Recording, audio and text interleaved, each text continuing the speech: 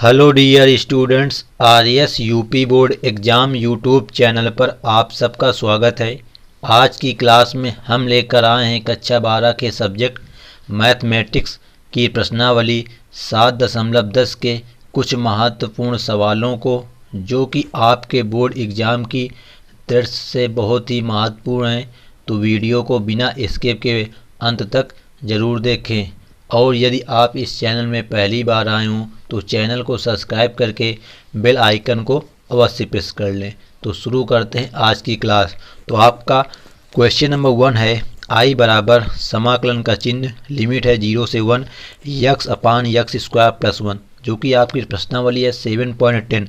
तो इसमें आपको सभी सवालों को जो समाकलन करना है वो निश्चित समाकलन है और प्रतिस्थापन द्वारा समाकलन करना है। मतलब कि प्रतिस्थापन मतलब कि एक चीज़ को मान करके दूसरा चीज़ हमको निकालना होता है, फिर उसके बाद हमको समाकलन करना होता है, जैसा कि हमने आपको कल की वीडियो में कराया था एक्सरसाइज 7.9 में। तो आपका पहला क्वेश्चन दिया हुआ है। तो ये देखो, अंश में तुम्हारे यहाँ एक घात है, हर में 2 घात पद है। तो हमने बताया था जब हर में एक घात ज़्यादा लिखी हो अंश की तुलना में, तो हमेशा जो हर होता है उसको मान लेते हैं। तो इसमें लिखेंगे माना एक्स स्क्वायर प्लस 1 बराबर टी। अब यहाँ पे टी मानो या कोई अचर कोई भी कुछ मान सकते हैं। यहाँ पे जो मानते हैं उसका हम अवकलन कराते हैं। तो यक्स का अवकलन तुम्हारा होगा 2x प्लस 1 का होगा अवकलन तुम्हारा 0, और पूरा यक्स है उसका अवकलन होगा तुम्हारा dx बराबर dt। अब सवाल में हमको केवल यक्स दिख रहा, तो हम यहाँ पर यक्स रखेंगे, 2 पक्षांतर कर देंगे, तो तुम्हारा आएगा यक्स dx बराबर 1/2 dt।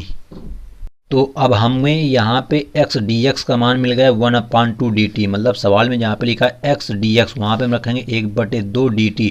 तो 1/2 कांस्टेंट, उसको हम बाहर कर देंगे, तो सवाल बनेगा i बराबर 1/2 समाकलन का चिन्ह ये होगा तुम्हारा dt के बराबर। तो ये हो जाएगा dt बटे यक्स स्क्वायर प्लस 1, इसको हमने माना है टी, तो यहाँ हो जाएगा टी। अब देखो यहाँ पे लिमिट भी तुम्हारी चेंज हो जाएगी, क्योंकि सवाल तुम्हारा यक्स में था तो ये लिमिटें यक्स की होंगी। अब सवाल होगा तुम्हारा टी में, तो लिमिटें भी तुम्हारी टी की होनी चाहिए। तो अपर लिमिट तुम्हारी 1 है, तो यहाँ रखेंगे 1, तो 1 का स्क्वायर 1 प्लस 1 2 हो जाएगा, मतलब यहाँ पे 2 हो जाएगा। इसी प्रकार यहाँ लोअर लिमिट तुम्हारी 0 है, तो 0 का स्क्वायर 0 प्लस 1, तो 0 प्लस 1 1 आएगा, मतलब कि ये 1 हो जाएगा। मतलब तुम्हारी जो लिमिट बन जाएगी वो बन जाएगी 1 से 2। तो इसका आप समाकलन करना है dt अपान टी, मतलब 1/t dt। तो आपको पता होना चाहिए कि 1/x का समाकलन क्या होता है, log x होता है। तो इसी प्रकार 1/t log t हो जाएगा। तो ये log t और लिमिट रहेगी 1 से 2। यहाँ पर लिमिट रखाएंगे हम, तो 1/2 ब्रैकेट में अपर लिमिट रखाएंगे, तो log 2 माइनस का log 1। हमको पता है कि log 1 का मान जो होता है 0 होता है, तो पूरा 0 हो जाएगा। तो जो हमारा आंसर आएगा आई बराबर वो आएगा 1/2 log 2 माइनस 0, तो उसका कोई महत्व है नहीं। तो हमारा जो आंसर आएगा क्वेश्चन नंबर फर्स्ट का वो आएगा 1/2 log 2। तो उम्मीद करते हैं आपको प्रश्न नंबर 1 समझ में आ गया होगा, और यदि आपके बोर्ड एग्जाम में इस प्रकार के क्वेश्चन आते हैं तो आप उन्हें बड़ी सरलता से हल कर लेंगे। तो अब देखते हैं प्रश्न नंबर 2।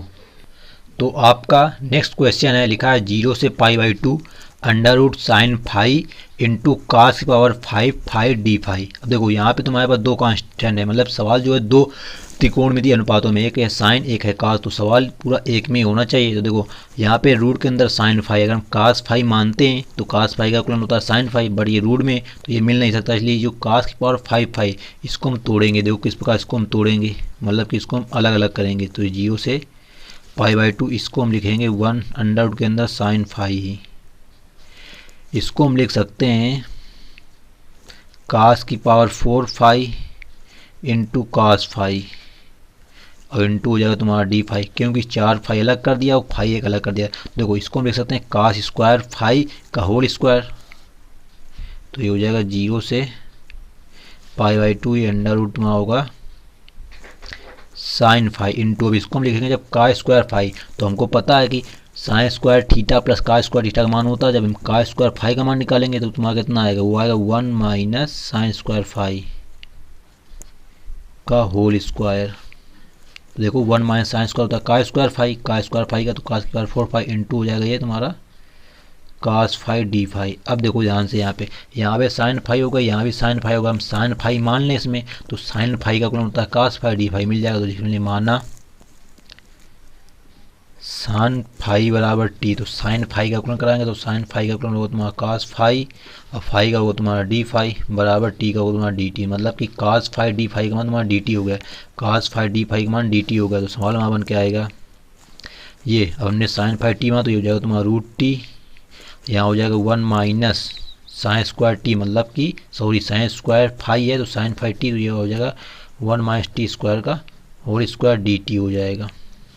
अब हम क्या करेंगे, यहाँ पर सबसे पहले लिमिट चेंज करेंगे। देखो अपर लिमिट यहाँ से पाई बाई टू थी, तो फाई का मान यहाँ पाई बाई टू होगा, साइन फाई बाई टू मतलब साइन 90, साइन 90 का मान 1 होता है, यहाँ 1 हो जाएगा। इसी बार sine phi phi zero lower limit, तो साइन जीरो जीरो मतलब 0 से 1 लिमिट हो जाएगी। अब हम क्या करेंगे, इसका होल स्क्वायर तोड़ेंगे, तो समाकलन 0 से 1 रूट टी, इसका जब समाकलन अवकलन सॉरी इसका होल स्क्वायर तोड़ेंगे तो ए माइनस बी का होल स्क्वायर ए स्क्वायर प्लस बी स्क्वायर, तो टी की पावर 4 हो जाएगा, माइनस 2ab तो 2t स्क्वायर हो जाएगा और हो जाएगा डी टी। अब क्या करेंगे, रूट टी का अंदर गुणा करा देंगे हम सबसे पहले, बाद में हम समाकलन करेंगे। तो 0 से 1 तो ये हो जाएगा तुम्हारा रूट टी प्लस, अब ये टी की पावर 1/2, रूट टी मतलब होता है आधी घात, ये 4 पूरी घात है मतलब कितनी 4.5 हो जाएंगी, इसको हम लिखेंगे टी की पावर 9/2 माइनस 2। अब यहाँ पे देखो आधी घात ये 2 घात ये, तो मतलब ये हो जाएगा तुम्हारी 5 सॉरी 2.5 घात हो जाएंगे, इसको हम लिखेंगे 5/2 ब्रैकेट बंद डी टी। अब हमको इसको समाकलन करा लेना, अब जब सभी तुम्हारे घात के बन गए तो सिंपल से अवकलन सॉरी समाकलन आपका हो जाएगा। तो यहाँ पे रूट टी का समाकलन, इसकी घात 1/2 है, तो क्या होगा तुम्हारा टी की पावर n+1 तो हो जाएगा तुम्हारा टी की पावर 3/2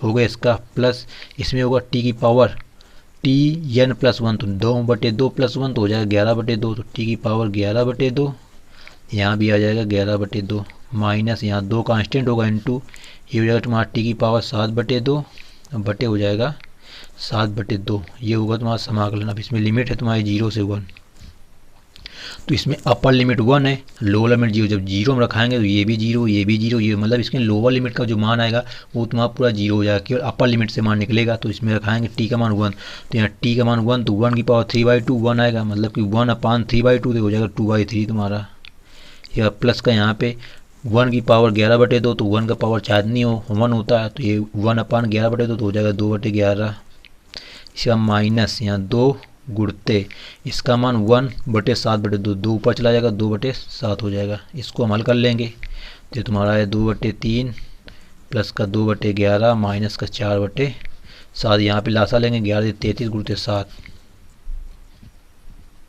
तो देखते हैं क्या आएगा। तो 33 गुड़ते यहाँ 3 का भाग देंगे तो 11 से 70 गुड़ा 70 गुड़ते 2 तो 75 में 150 होता, तो 100 हो जाएगा 154 तुम्हारा यहाँ पे, प्लस यहाँ 11 तो 7 21 दूनी 42 प्लस का 42 माइनस 11 33 33 गुड़ते 4 तो 33 दूनी 66 होता था, 66 दूनी 132 हो जाएगा। इनको जोड़ घटा लेंगे तो हमारा आंसर आएगा जो क्वेश्चन नंबर 2 का आई बराबर 154 में 132 पहले घटा देंगे तो कितना बचेगा, देखो 32 8 इधर बचा 40 10 18 22 22 प्लस का बचेगा 22 और 42 तुम्हारा कितना हो जाएगा 22 42 तुम्हारा हो जाएगा 44 64 हो जाएगा, पूरे बड़े कितना आएगा 7 त्रिका 21 और 7 त्रिक 21 2 231 मतलब 64/231 आएगा तुम्हारा क्वेश्चन नंबर 2 का आंसर। तो इस प्रकार आपका प्रश्न नंबर जो 2 है वो सॉल्व हो जाता है बड़ी सरलता से। तो इस प्रकार के क्वेश्चंस को आपको बड़े ध्यानपूर्वक हल करना है कि आपको हमेशा ध्यान रखना है कि अगर इस प्रकार क्वेश्चन कोई भी हो, कोई एक रूट में लिखा हो यहाँ पे विषम घातें हो तो उसको हमेशा सम घात में तोड़ते हैं, जो एक घात अलग हो जाती है तो इसको साइन या कास किसी भी तोड़ करके हम सवाल बना लेते हैं। तो अब देखते हैं प्रश्न नंबर 3। तो आपका प्रश्न नंबर 3 है आई बराबर 0 से 1 साइन इनवर्स ब्रैकेट में तुम्हारा है 2x/1 + x² dx।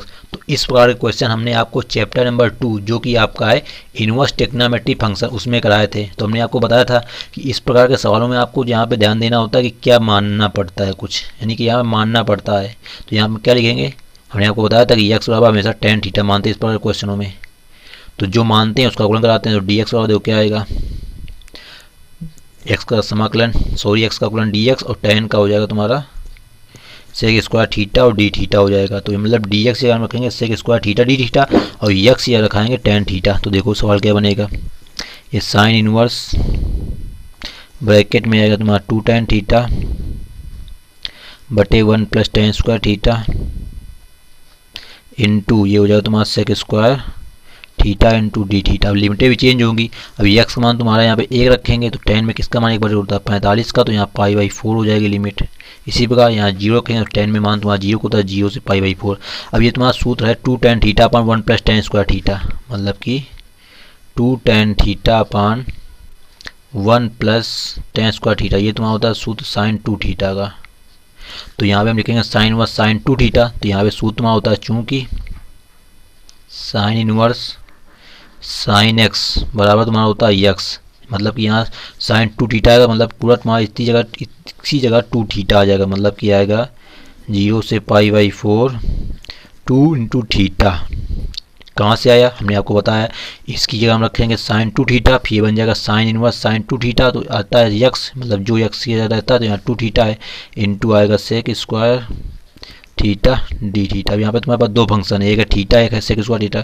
थीटा को मानेंगे फर्स्ट, सेक स्क्वायर थीटा को मानेंगे सेकंड, दो बाहर कर देंगे। तो यहाँ पर समाकलन कराएंगे तो फर्स्ट फंक्शन वैसे ही, सेकंड का समाकलन तो सेक स्क्वायर का समाकलन होता है टेन थीटा। इसकी लिमिट रहेगी तुम्हारे 0 से π/4 माइनस समाकलन फर्स्ट फलन का अवकलन तो थीटा का अवकलन हो जाएगा 1 इंटू सेकेंड का समाकलन टेन थीटा पूरे का समाकलन डी थीटा हो जाएगा। अब देखो यहाँ पे अपर लिमिट लोअर लिमिट रखा लेंगे तो दो ब्रैकेट में रहेगा तुम्हारा अपर लिमिट है π/4 into tan π/4 my lower limit. जब लोअर लिमिट रखाएंगे तो 0 तक पूरा पद 0 हो जाएगा। तो ये पहला पद हो गया, इसको हम अलग कर देंगे इतना, फिर माइनस लगाएंगे यहाँ पे टेन थीटा। अब टेन थीटा को समाकलन पता है तो टेन थीटा का समाकलन लाग सेक थीटा, लाग सेक थीटा। इसकी लिमिट रहेगी 0 से π/4। अब इसको हमको हल करना है, यानी लिमिट रखानी है, हमारा आंसर आ जाएगा। तो देखते हैं आंसर, दो गुणा कराएंगे यहाँ पे तो दो बार कट जाएगा तो हो जाएगा π/2 टेन 45 का मान होता है 1, तो यहाँ केवल π/2 आएगा, माइनस का यहाँ पे आ जाएगा 2 तुम्हारा। यहाँ पर अपर लिमिट रखाएंगे पहले तो लाग सेक थीटा है π/4 माइनस लाग सेक 0। तो देखते हैं आंसर क्या आएगा तुम्हारा। तो ये π/2, तो यहाँ पे तुम्हारा π/2 आया माइनस का 2 ब्रैकेट में क्या आएगा लाग सेक π/4। तो सेक 45 का मान तुम्हारा होता है √2, तो आएगा लाग √2 माइनस अब सेक 0 तो कास 0 का मान तुम्हारा 1 होता है तो सेक 0 भी 1 आएगा, मतलब लाग 1 आएगा। तो आपको पता है, अभी हमने आपको क्वेश्चन नंबर 1 में बताया था कि लाग 1 का मान 0 होता है, तो ये पूरा 0 हो जाएगा। ये तुम्हारा कितना आएगा 2 लाग √2, मतलब जो तुम्हारा आंसर आएगा वो आएगा π/2 माइनस 2 लाग √2।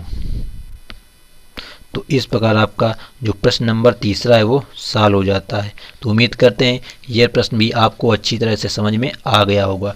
तो अब देखते हैं प्रश्न नंबर 4। तो आपका प्रश्न नंबर 4 कह रहा है i बराबर 0 से 2 x √x प्लस 2 dx। तो देखो इस प्रकार अगर आपको कोई क्वेश्चन मिलता है, मतलब कि बाहर भी सेम घात हो और रूट के अंदर भी सेम घात हो, तो हमेशा जो रूट के अंदर लिखा होता है उसको माना जाता है। लेकिन माना x प्लस 2 बराबर टी स्क्वायर। अब यहाँ स्क्वायर क्यों माना, क्योंकि रूट है तो रूट के अंदर टी स्क्वायर करेंगे तो रूट हट जाएगा, इसलिए ऐसा माना जाता है। तो इसका अवकलन कराएंगे तो x अवकलन हो जाएगा तुम्हारा dx बराबर यहाँ पे आएगा 2t स्क्वायर का पहले कराएंगे अवकलन, फिर t का हो जाएगा dt, मतलब कि जहाँ पे dx रखा है वहाँ पे आएगा 2t dt। अब यहाँ पे हमको x का मान निकालना पड़ेगा क्योंकि यहाँ x है, तो x का मान तुम्हारा निकल के आएगा। देखो क्या आएगा इस समीकरण से टी स्क्वायर माइनस का 2, मतलब जहाँ x है वहाँ हम रखेंगे टी स्क्वायर माइनस 2। देखो सवाल क्या बनेगा, x का मान है टी स्क्वायर माइनस 2 इंटू, अब इसके देखो रूट के अंदर है x प्लस 2 का मान टी स्क्वायर, तो ये क्या होगा तुम्हारा टी स्क्वायर रूट हट जाएगा, मतलब क्या बोला t इंटू dx मान तुम्हारा कितना है 2t dt। अब लिमिट भी चेंज करना पड़ेगा क्योंकि यहाँ सवाल x में था तो लिमिट x की थी, अब यहाँ पे t में हो गया। तो यहाँ पे अपर लिमिट है 2, तो 2 प्लस 2 4 हो जाएगा, 4 टी स्क्वायर 4 आएगा, तो किसका स्क्वायर होता है 2 का, तो 2 हो जाएगा। इसके बाद 0, तो यहाँ 0 प्लस 2 आएगा, तो ये तुम्हारा हो जाएगा √2, क्योंकि हमको वर्गमूल लेना, हमको टी का मान निकालना होता है, टी स्क्वायर का मान नहीं निकालना होता है।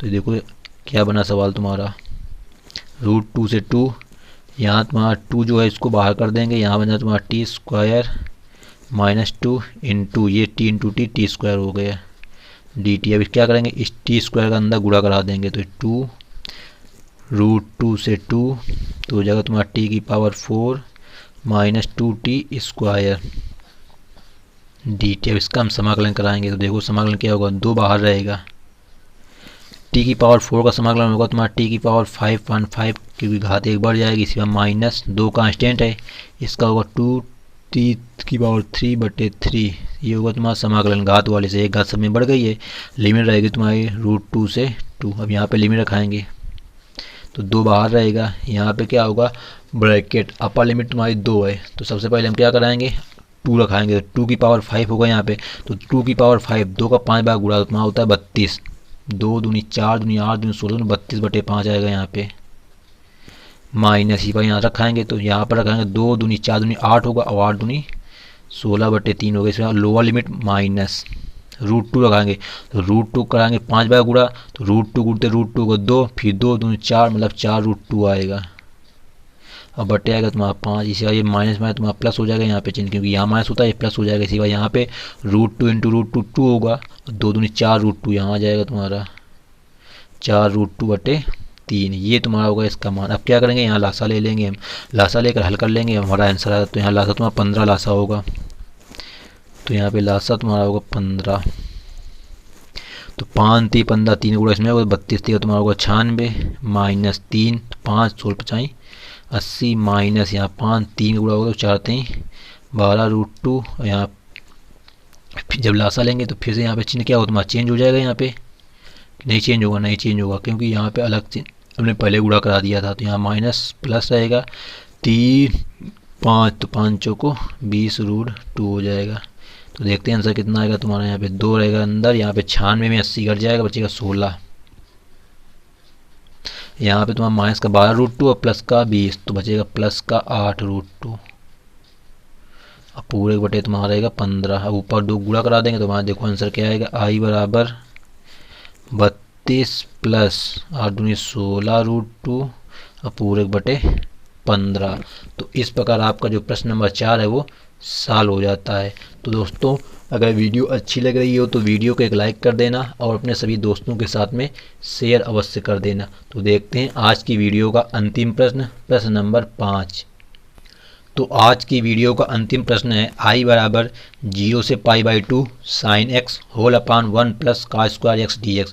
तो देखो हमने आपको अभी बताया था कि अगर आपको ऐसे पद दिख जाए जिसका हमको अवकलन पता हो, अवकलन करने से कुछ मिल जाए तो हमने उसी को मान लेते हैं। तो यहाँ पे हम लिखेंगे cos x बराबर t, क्योंकि cos x का अवकलन होता है sin x, तो मानेंगे यहाँ पे हम cos x बराबर t। अब cos x का अवकलन होता है माइनस का sin x, तो यहाँ पे sin x प्लस का, तो यहाँ लिखेंगे sin x और x का dx बराबर माइनस इधर जो इसको इधर पछानते कर दें तो t का हो जाएगा dt, मतलब कि sin x dx का मान आया माइनस का dt, तो माइनस चिन्ह बाहर लिख सकते हैं क्योंकि माइनस चिन्ह से कोई मतलब है नहीं, तो ये मिल गया तुम्हारा। तो यहाँ 1 बचेगा अपान 1 प्लस, अब यहाँ पे इसको माना है t तो ये t² हो जाएगा तुम्हारा dt होगा। अब लिमिटेड चेंज कराएंगे तो देखो यहाँ पे π/2 तो cos π/2, cos 90 का मान तुम्हारा होता है 0 तो ये होगा 0।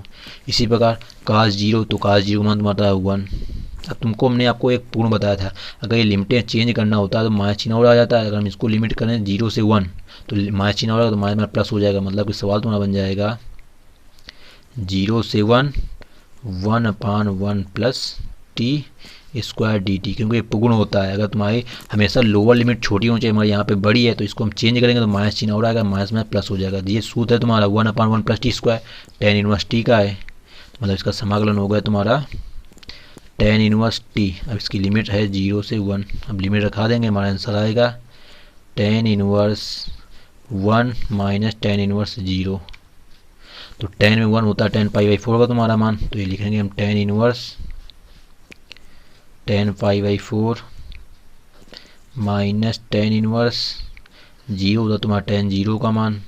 तो हमने आपको सूत्र बताया कि tan इनवर्स tan थीटा होता है थीटा, मतलब यहाँ π/4 आंसर आएगा, और माइनस tan इनवर्स tan 0, यहाँ 0 तो 0 से कोई मतलब है नहीं, मतलब जो तुम्हारा आंसर आएगा वो आएगा i बराबर π/4। तो इस प्रकार आपका प्रश्न नंबर 5 सॉल्व हो जाता है। तो उम्मीद करते हैं आज की वीडियो आपके लिए काफ़ी हेल्पफुल सिद्ध होगी। तो दोस्तों इसी प्रकार की वीडियो पाने के लिए चैनल को सब्सक्राइब कर लें और साथ ही बेल आइकन को प्रेस करना ना भूलें, जिससे आने वाली वीडियो की नोटिफिकेशन आपके पास सबसे पहले पहुंचे और आपके एग्ज़ाम की प्रिपरेशन बेहतर तरीके से हो सके। तो thanks for watching this video. मिलते हैं नेक्स्ट वीडियो में नेक्स्ट क्वेश्चंस के साथ में। जब तक के लिए जय हिंद, जय भारत।